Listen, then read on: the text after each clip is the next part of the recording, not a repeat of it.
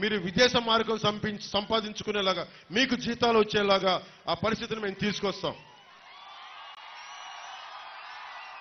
అలాగే నేను కోరుకుంటుంది కూడా, నేను నా కోసం చేయట్లేదు ఇదంతా. నేను సినిమాలు చేస్తే నేను కోట్లు సంపాదించుకునే జీవితం నాది. ఈ రోజున ప్రతి అడ్డమైన వ్యక్తి నన్ను తిడతా ఉంటే నేను భరిస్తా ఉన్నాను. నేను మీ భవిష్యత్తు కోసం, మీ బిడ్డల భవిష్యత్తు కోసం 2047 ప్రధానమంత్రి గారు ఒకటే కోరుకున్నారు. మనకి భారతదేశంలో విదేశాలకు వెళ్లాల్సిన అవసరం లేకుండా విశ్వవిద్యాలయాలు ఇక్కడే బలంగా చేయాలి. యువతకి స్కిల్ డెవలప్మెంట్ చేయాలి. ఇందాక మాట్లాడుతూ ఉన్నారు.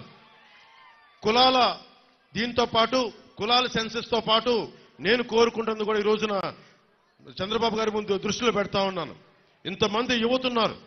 మీ అందరి దగ్గర కూడా మీకు ఏ స్కిల్ ఉంది, మీ దగ్గర ఎలాంటి స్కిల్ డెవలప్మెంట్ కావాలి. నాలాంటి వాడే ఉన్నాడు. మా అన్నయ్య చిరంజీవి గారు మొన్నే ఇంతకాలం ఎప్పుడు నా మంచి కోరుకునేవారు. మొన్న మొదటిసారి ఆయనకు ఒకటి మనసు కదిలింది.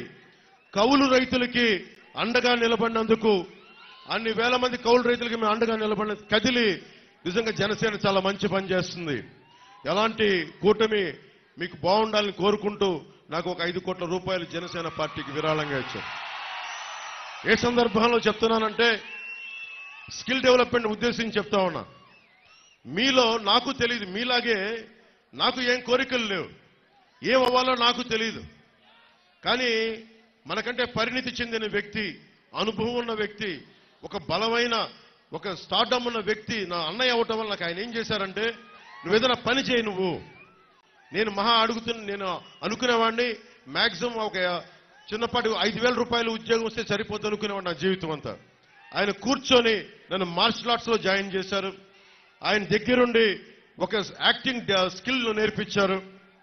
అవన్నీ నేను కూర్చొని నేర్చుకొని మీ గుండెల్లో స్థానం సంపాదించుకున్నాను.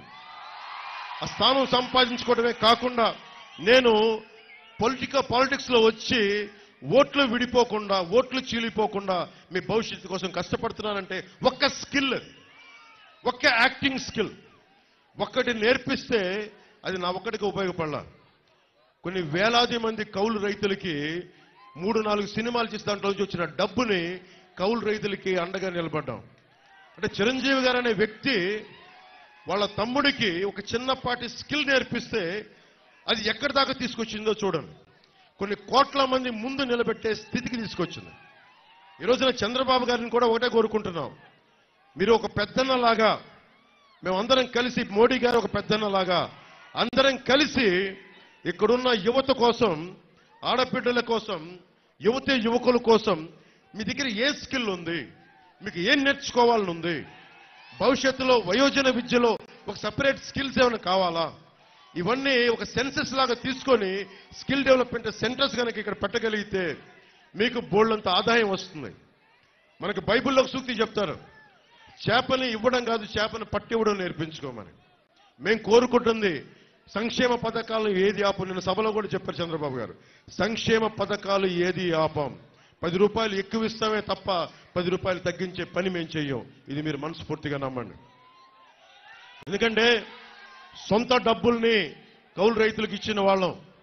అలాంటిది 4 దశాబ్దాల సుదీర్ఘంగా ఈ రోజున ఆయన అనుభవం, సంక్షేమం ఎంత బలంగా పనిచేస్తారో మీ అందరికీ తెలుసు. ఒక ఉద్దానం సమస్య మీదే ఆయన దృష్టికి తీసుకెళ్తే 48 గంటల లోపలే ఉన్నతాధికారులందరినీ పిలిచి దానికి ఒక పరిష్కార మార్గం కనుక్కున్నారు.